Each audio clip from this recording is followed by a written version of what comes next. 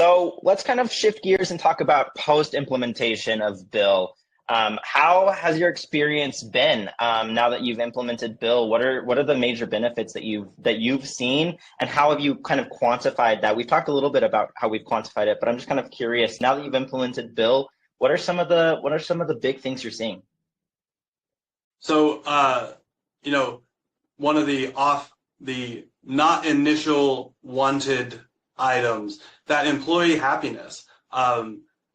We at one point we had up to 7 employees in accounting, due through not because we needed to, but because it needed to happen, not from a monetary perspective, but more from a personnel perspective. We now have 4 in accounting, and again, not a single hour of overtime. Nobody feels stressed. The happiness level in the office really is palpable. There is a difference between 2022 and today.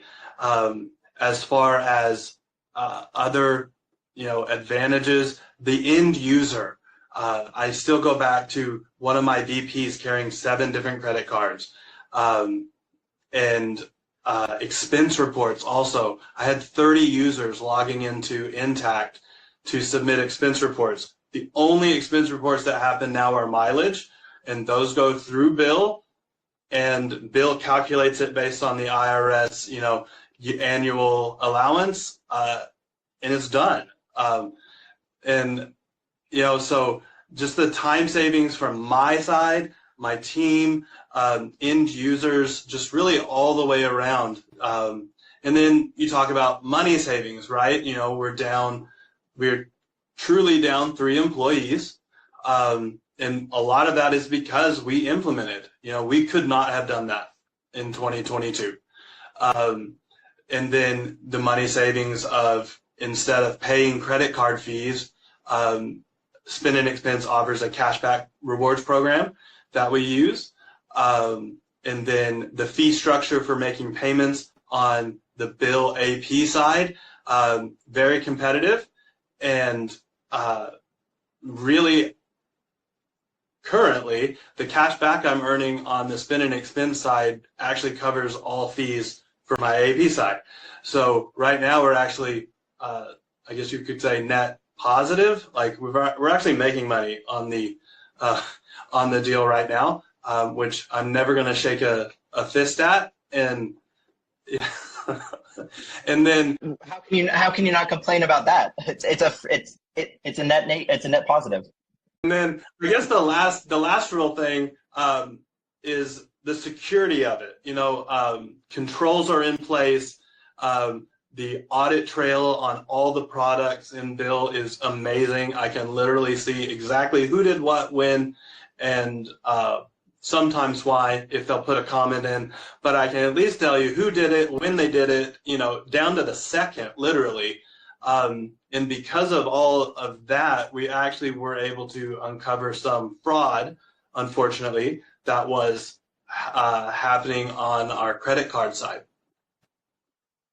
Wow. And so essentially, I'd like to maybe dive a little bit into that fraud situation. You were able to catch it earlier than it had gone on for months and months. Can you maybe talk a little bit about how you caught it, what drew your attention to it, and then how Bill helped resolve any of that issue?